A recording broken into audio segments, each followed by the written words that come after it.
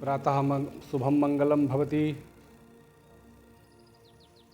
भगवती पराम्बा जगदम्बा माहेश्वरी अकारण करुणा करने वाली वात्सल्य मूर्ति, कृपा मूर्ति, दया मूर्ति, दया स्वरूप संपूर्ण ब्रह्मांड का पालन कर रही महाकाली, महालक्ष्मी, महासरस्वती, शैलपुत्री, ब्रह्मचारिणी, चंद्रघंटा, कूष्मांडा,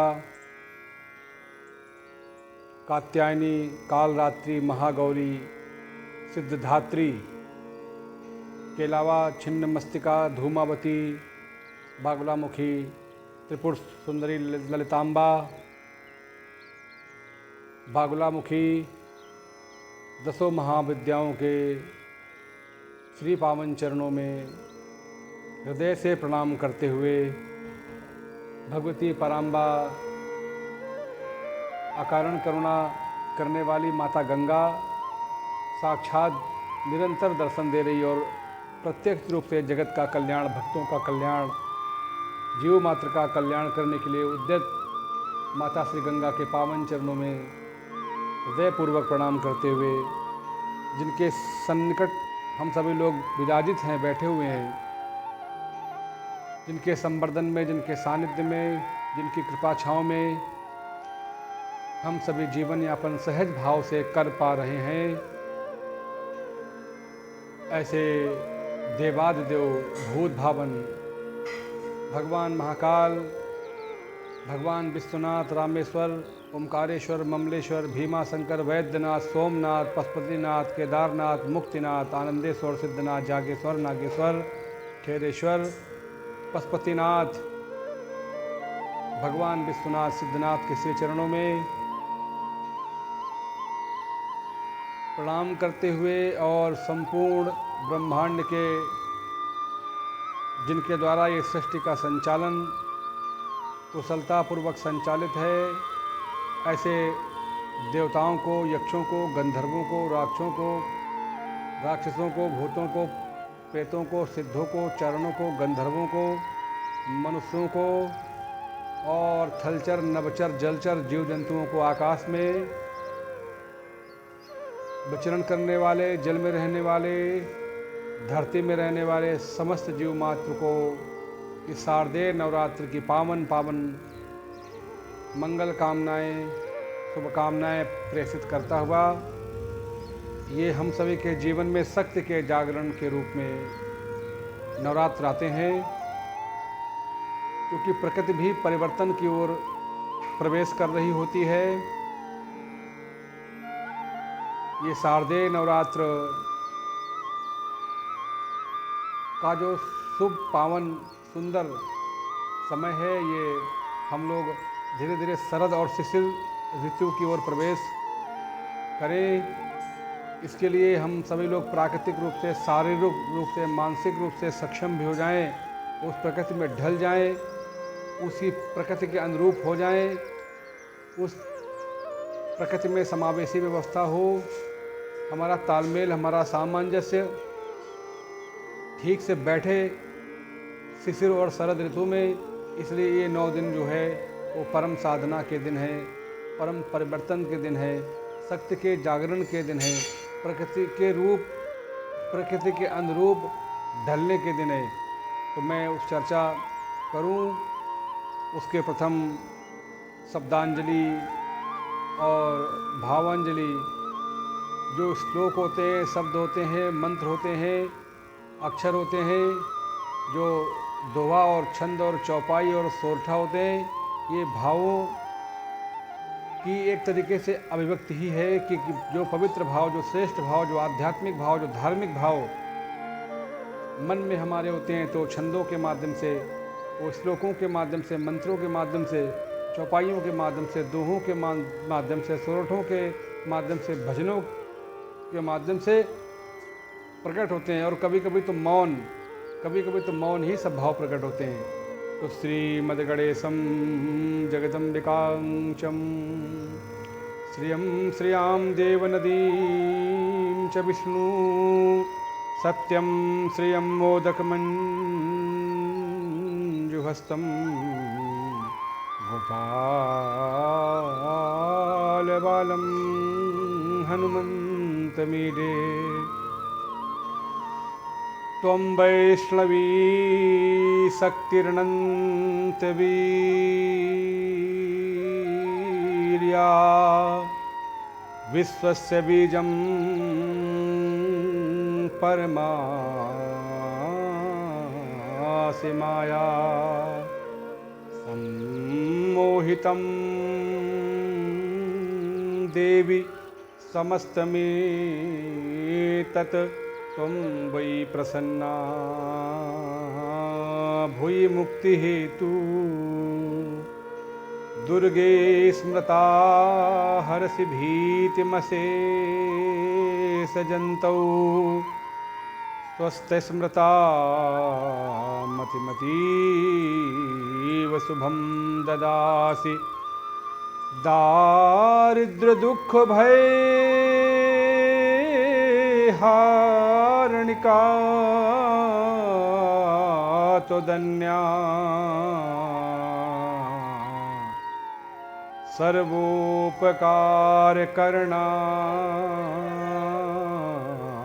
सर्वोपकारकरणाय सदार्धचित्ता नमामि गंगे तव पादपङ्कजं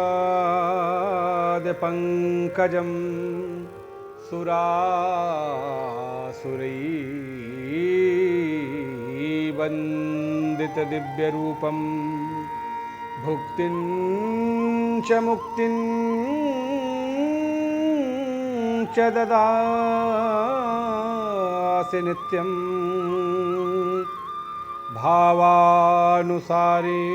भावानुसारेण सदा नराणम् प्रथमं शैलपुत्री च द्वितीयं ब्रह्मचारिणी तृतीयं चन्द्रघण्टेति कूष्माण्डेति चतुर्थकं पंचमं स्कन्धमातेति षष्ठं कात्यायनीत च सप्तमं कालरात्रि महागौरी चाष्टमं नवमं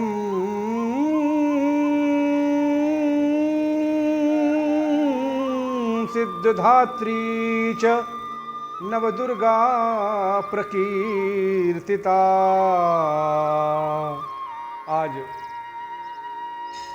शैलपुत्री के श्री चरणों में प्रणाम करता हुआ, क्योंकि प्रथम दिवस की जो देवी है, जो इष्ट है, जो माता है, जो पूज्या है, जो आराध्य है, वो शैलपुत्री, प्रथमम शैलपुत्री। शैलपुत्री अर्थात पार्वती। महाराजा हिमाचल के घर में माता सती का जो शरीर ध्वंस हुआ, आप सभी को पता है कि एक बार भगवान शंकर से माता सती ने पूछा कि प्रभु, ये आपने इतने मोटे मोटे दानों के माले किसके धारण किए हैं, और ये इतना दिव्य माला कौन सा है, क्या नाम है इसका? ये मणि है, माणिक्य है, पुखराज है, नीलम है, गोमेद है, मोती है, पन्ना है, पुखराज है, स्वर्णमाला है, रुद्राक्ष है, तुलसी है, चंदन है, ये काहे की माला है? तो भगवान महादेव ने कहा कि ये मुंडमाला है, मुंडमाला। तो बड़ा विस्मय हुआ माता सती को, और जिज्ञासा बस पूछने लगी कि भगवान आपने मुंडमाला धारण कर रखी, किसकी मुंड है? भगवान शिव ने कहा कि ये मुंड देवी तुम्हारी ही मुंड है। तो और गहरा उनको आश्चर्य हुआ कि प्रभु, मेरे मुंड आपने धारण कर रखे, तो क्या बहुत बार हमारा मृत्यु हुई है?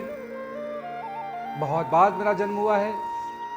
बोले हाँ, बहुत बार तुम्हारा जन्म और मृत्यु। जातस्ति ही ध्रुवोर मृत्यु ध्रुवम जन्म मृतस्य च तस्मादा परिहारार्थे नात्वा सोचते महर्षि। जो आध्यात्मिक जगत में अपने अनुसंधान को प्राप्त नहीं कर पाते, अपने लक्ष्य को भेद नहीं पाते, वो ऐसे जीव जो आत्मबोध जो नहीं कर पाते, जिनको आत्म सद्गति प्रदान नहीं होती, आत्मनिरीक्षण, आत्मोत्थान, आत्म साक्षात्कार जो जीवन में जीवन रहते नहीं कर पाते, उनको बार बार अधोगति में मृत्युलोक में आना पड़ता है। और देवी तुम्हें ही नहीं, ब्रह्मा जी को भी यहाँ पे आना पड़ता है। आ ब्रह्मा भुवना लोका पुनरावर्तिनोऽर्जुना मामुपैत्यथ को कौन्तेय पुनर्जन्म न विद्यते।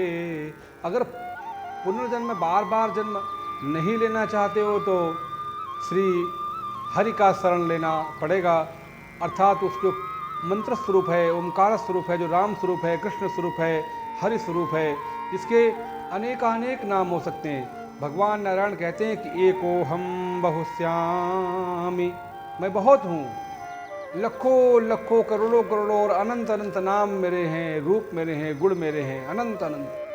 और एको हम द्वितीय नास्ति, जब उस परम तत्व को आप जान लेंगे जिसके आप अंश ही हैं, केवल नहीं जानने के कारण जो अज्ञान का एक चद्दर हमने ओढ़ रखा है, अल्पता का, मूर्ता का, रिक्तता का, और हम हैं, हीन हैं, गरीब हैं, विपन्न हैं, शोषित हैं, वंचित हैं, कमज़ोर हैं, असहाय हैं, इसकी जो हमने एक चद्दर ओढ़ रखी है, जो एक अगल बगल से वातावरण बन गया है, जो एक अगल बगल से बाउंड्री खड़ी कर रखी है, दीवार खड़ी कर रखी है, तो वो हमारे स्वरूप को हमको जानने नहीं दे रहा है।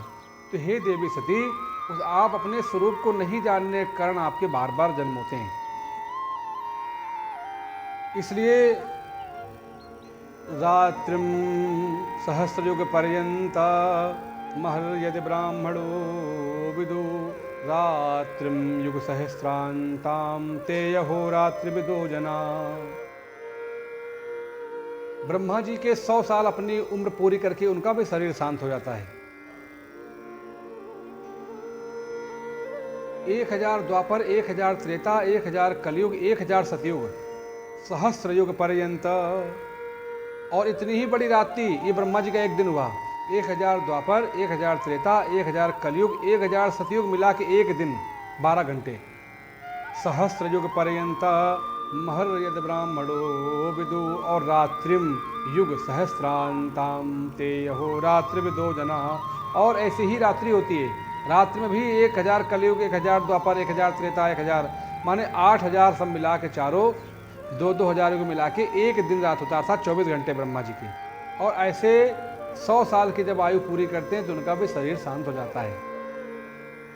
और साधन प्राप्त करने के बाद भी अगर परमात्मा की प्राप्ति न हो तो कुछ भी आपने प्राप्त नहीं किया। बहुत आप सिद्ध हो गए, बहुत यशवान, धीवान, कुलवान, महिवान, बुद्धिमान, प्रज्ञावान, बलवान, बहुत कुछ आपने प्राप्त किया, और जो प्राप्त करना था वो नहीं प्राप्त किया तो कुछ भी नहीं प्राप्त किया। अरब खरब लख द्रव्य हैं, उदय अस्त लग राज। अरबों खरबों की संपत्ति आपके पास है, और जहाँ पे भास्कर उदय होते हैं और जहाँ पे अंत होते हैं, उस बीच की पूरी भूमि मई के स्वामी आप हैं। पूरी की पूरी पृथ्वी कि आप स्वामी हैं। अरब खरब लख द्रव्य हैं, उदय अस्त लग राज। तुलसी निज यदि मरण है तो केहि लागे ये काज। और मृत्यु है, तुमने क्योंकि अपने आत्मा का दर्शन नहीं किया है, अपने स्वरूप का दर्शन नहीं किया है, आत्म साक्षात्कार जीवन में नहीं हुआ है, तो मृत्यु सामने आएगी। फिर तुम बार बार जन्म में, बार बार मृत्यु में, बार बार जन्म में, बार बार मृत्यु में, विभिन्न प्रकार के जो अधोगति हैं, अधोयोनि हैं, उनमें आपका आना जाना लगा रहेगा। तो भगवान ने कहा है कि जो हमारे भक्त हैं, जिन्होंने अपने ही स्वरूप को अर्थात मेरे स्वरूप को जान लिया है, क्योंकि आपका अपना स्वरूप माने भगवान का स्वरूप। जब अर्जुन पूछते हैं कि आप प्रभु आपका स्वरूप क्या है, तो भगवान कहते हैं हम आत्मा गुडाकेश सर्वभूता स्थिता अहिमादिश्य मध्यम च भूतानामन्तयेव च। अरे अर्जुन, मैं आत्मा हूँ और लोगों के हृदय में ही मेरा वास है। अर्थात जो सती तुम हो वही तो हरि का अंश है, क्योंकि वो स्त्रीलिंग भी है। मृत्यु सर्वहरश्चाह मुद्भवश्च भविष्यताम कीर्ति श्रीवाक्च नारीणाम स्मृति मेधा धृति क्षमा। ये उसके नाम है परमात्मा के। वो स्त्री भी है, पुरुष भी है, प्रकृति भी है और परमात्मा भी है वो। इसलिए हे सती, तुमने अपने स्वरूप को नहीं जाना, इसलिए तुम्हारा बार बार मृत्यु होती है, बार बार तुम्हें जन्म मिलता है। और मैंने उस परमात्मा तत्व को अनुभूति कर लिया है, उसका दर्शन कर लिया, उसका सोपान निरंतर मैं प्राप्त कर रहा हूँ, इसलिए मैं जीवन और मृत्यु से अमर हो गया हूँ। तेषामहं समुद्धरता मृत्यु संसार सागरात् भवामि न चिरात् पार्थ मय्यावेशित चेतसा। भगवान अपने भक्तों से वादा करते हैं, उन्हें वचन देते हैं कि यदि तुम मेरी शरणागति हो गया, अर्थात फिर वही बात की अपनी आत्मा की। जब भगवान कोई बात बोले कि मेरी शरणागति, तो मेरी शरणागति माने अपनी ही आत्मा की शरणागति, क्योंकि भगवान तुम कहाँ ढूंढते घूमोगे। एक बार मुझे साधु की बात आई याद। एक नाथ जी महाराज गौमुख से जल लेके रामेश्वरम भगवान शिव को अर्पित करने के लिए पद यात्रा, आज से लगभग ये घटना 450-500 वर्ष पूर्व की है। एक नाथ जी महाराज गौमुख से पवित्र गंगा महारानी का जल लेके महादेव को अर्पित करने के लिए पैदल यात्रा, लगभग 2500 किलोमीटर से 3000 किलोमीटर की दूरी, लगभग इतनी बड़ी दूरी तय करके जब रामेश्वरम पहुँचे सालों की यात्रा के बाद, तो एक जीव गधे के रूप में बाहर तड़प रहा था और उसके प्राण पखेरु उड़ने ही वाले थे और अत्यंत विहल और व्याकुल हो रहा था। तो उन्हें लगा कि इसको जल की आवश्यकता है, तो इसको जल पिलाएं। तो वो गंगा जी का जल जो गौमुख से महादेव के निमित्त लेके आए थे, महादेव को समर्पित करने के लिए, अर्पित करने के लिए, चढ़ाने के लिए, अभिषेक करने के लिए, इतना श्रम, इतना पुरुषार्थ करके, और उस तड़पते हुए गधे के मुंह में एक नाथ जी ने वो गंगा जी का जल डाल दिया। तो बाकी जो उनके साथी मित्र थे उन्होंने कहा, एक नाथ तुम पागल हो गए हो, तुम्हारा विवेक काम नहीं करता, इतनी दूरी तय करके, इतना पुरुषार्थ करके महादेव के निमित्त तुम्हें जल लेके आए हो, तुमने गधे के मुंह में डाल दिया।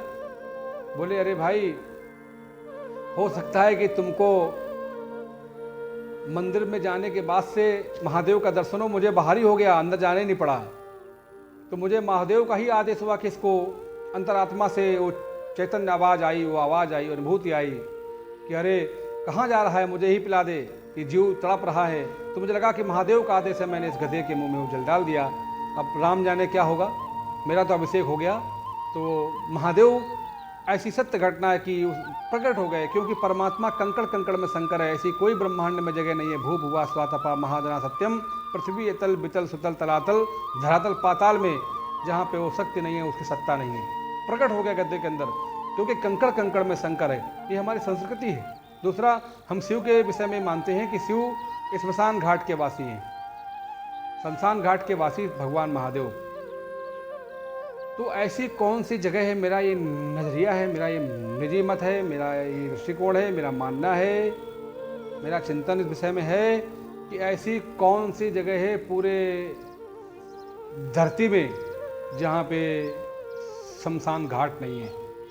परमात्मा के विषय में कहा गया कि अघोरेभ्यो तघोरेभ्यो घोर घोर तरेभ्या सर्वेभ्या सर्व सर्वेभ्यो नमस्ते अस्तु रुद्रूपेभ्यो। उससे बड़ा अघोरी कौन, कोई नहीं संसार में। महादेव से बड़ा अघोरी कोई नहीं है। और वो मुंडमाल धारण करता है, विग्रचर्म धारण करता है, गौ के श्रृंगी हाथ में लिए रहते हैं, और वो स्मशान घाट का वासी है। चिता भस्मा लेपा, भगवान महादेव को चिता की भस्म लगाई जाती है। और कौन सी ऐसी जगह है जहाँ पे स्मशान घाट नहीं है, जहाँ पे जो जीवों के शव हैं, कहाँ उनको दफनाया नहीं गया, जलाया नहीं गया। ऐसी कौन सी जगह है जहाँ पे जीव का भू विसर्जन ना हुआ, जहाँ गाड़े न गए हों। गाड़े गए माने आपके द्वारा गाड़े गए ऐसा नहीं है, जो स्वतः गड़ गए हों, माने मच्छर, कुच्छर, चींटी, कीट, पतंगा, जुआ, खटमल और और बहुत सूक्ष्म छोटे छोटे जीव, कौन सी ऐसी जगह भी, यहीं आश्रम में नीचे खुदाई करने लगो को सैकड़ों जीव मिल जाएंगे। आपके घर में, हमारे घर में खुदाई करने लगो नीचे सैकड़ों जीव मिल जाएंगे। कौन सी ऐसी जगह है जहाँ पे जीवों का शरीर, जो मृत शरीर है, नहीं गड़ा है? कौन सा ऐसा जगह है? वो मंदिर हो, मस्जिद हो, गुरुद्वारा हो, चर्च हो, महल हो, अट्टालिका हो, बाजार हो, हाट हो, सड़क हो, दुराहा हो, तिराहा हो, चौराहा हो, कॉम्प्लेक्स हो, कौन सी ऐसी जगह है जहाँ पे नीचे खोदने में जीव नहीं मिलते, उनके शव नहीं मिलते? इसलिए शमशान, पूरी दुनिया शमशान है और महादेव शमशान में रहते हैं, अर्थात पूरी दुनिया में रहते हैं। इसलिए एकनाथ जी ने जब जल पिलाया, महादेव प्रकट हो गए। तो उस स्वरूप को भगवान नारायण कहते हैं कि मेरी अगर शरणागति तुम आ जाओ, अर्थात अपनी ही आत्मा के शरणागति हो जाओ, तो तुम्हारा आवागमन से मुक्ति तुम्हें हो जाएगी, तुम्हें मुक्त कर दूंगा। तेषाम् अहं समुद्धर्ता मृत्यु संसार सागरात् भवामि न चिरात् पार्थ मैया वेशित चेतसा। इसलिए हे सती, तुमने उस अपने स्वरूप को नहीं जाना, उसका बोध नहीं किया है, इसलिए तुम्हें आवागमन हो रहा है। तो एक कथा सबको पता है कि एक वहाँ ऐसा घटनाक्रम बनता है, उनके पिता महाराज दक्ष के यहाँ बहुत बड़ा यज्ञ का आयोजन होता है, सारी बहनों को आमंत्रित किया जाता है, पंचलोकपालों को, 10 दिक्पालों को, 6 क्षेत्रपालों को, चतुष्ट योगिनियों को, सप्तगत मातृकाओं को, गंधर्वों को, यक्षों को, राक्षसों को, भूतों को, प्रेतों को, मनुष्यों को, सबको आमंत्रित किया जाता है, सती के परिवार को छोड़ के। महादेव को उसमें आमंत्रित नहीं किया जाता। भगवती वहाँ पहुँचती हैं अपने पिता के घर, माता सती और अपनी माँ को मिलती हैं। तो माँ ने थोड़ा ऊपर से आदर दिया, परंतु वो असल, वो प्रेम और वो मैत्री, वो करुणा माँ के हृदय से भी प्रकट नहीं हुई। बहुत बिहल हुई सती, अपनी बहनों को मिली, बहनों ने मुँह घुमा लिया, मौसी से मिली, चाची से मिली, काकियों से मिली और सहेलियों से मिली। वो आदर, वो प्रेम और वो सम्मान कहीं प्राप्त नहीं हुआ।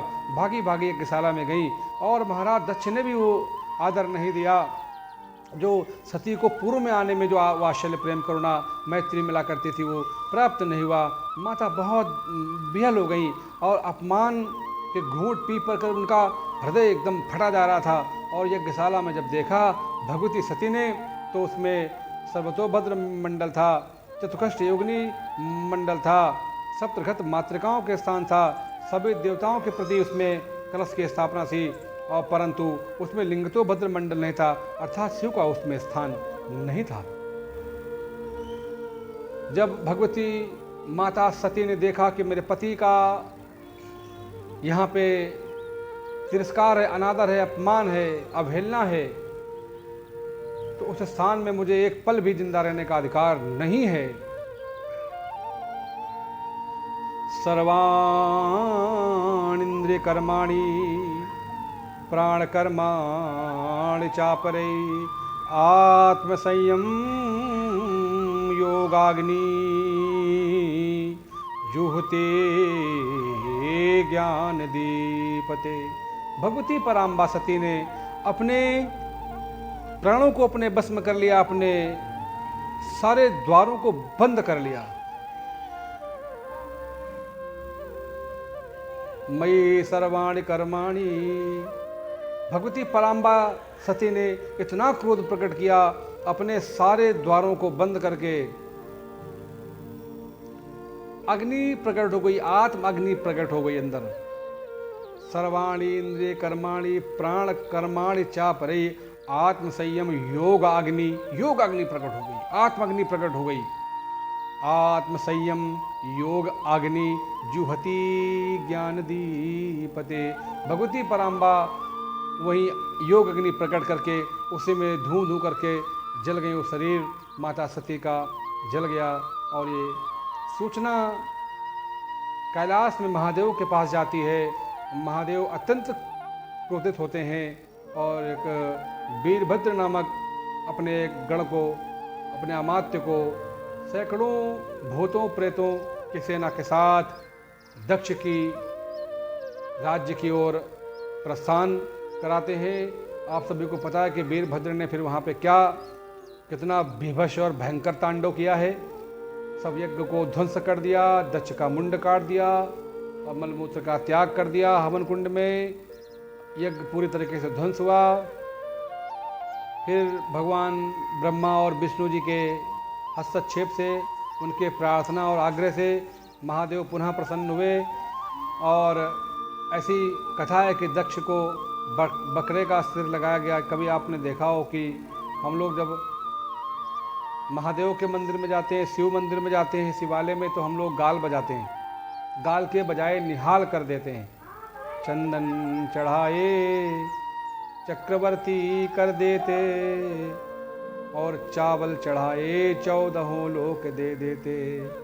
जल के चढ़ाए जमलोक से उबार ले और दीप के दिखाए द्वीप सातों दे देते हैं और गाल के बजाए निहाल कर देते हैं।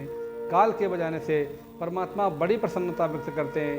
जब दक्ष राजा को बकरे का सिर लगाया गया, उसने मैं किया तो प्रसन्नता व्यक्त की महादेव ने और पुनः यज्ञ शुरू हुआ। तो यज्ञ संपन्न हुआ और माता शरीर को भगवान महादेव उस मृत शरीर को अपने कंधे में लाद के पूरे धरती में भ्रमण करते रहे। तो ये जम्बू द्वीप है जिसको हम लोग एशिया महाद्वीप बोलते हैं। तो जम्बू द्वीप में जो भारत खंड नामक देश है, इसमें 52 शक्तिपीठ भगवान महादेव ने बनाई। जहाँ जहाँ माता के अंग गिरे वहाँ 52। एक पाकिस्तान में जब भारत का बंटवारा हुआ तो पाकिस्तान में वो हिस्सा चला गया और वो माता हिंगलाज देवी का जो मंदिर है वो महाशक्तिपीठ है। वो हिंगलाज माता पाकिस्तान में विराजमान है। बाकी 51 शक्तिपीठ हमारे भारत में है।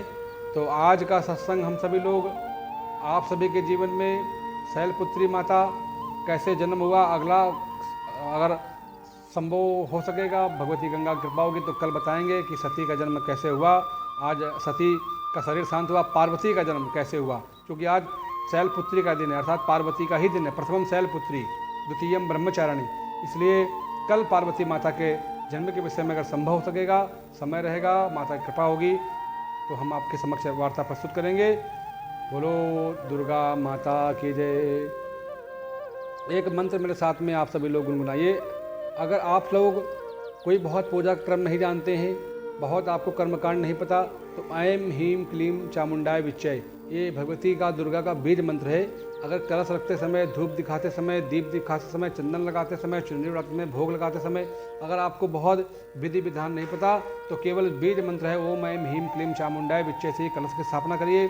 ओम ऐं ह्रीं क्लीं चामुंडाय विच्चय से दीपक दिखाइए।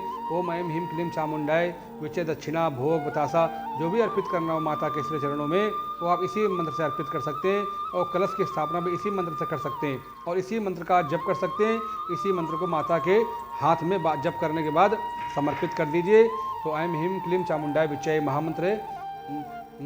जय जगदम्बे सीता राधे गौरी दुर्गे नमो नमः। पालन करनी तारण तरणी संकट हरणी नमो नमः। जय जगदम्बे सीता राधे गौरी दुर्गे नमो नमः।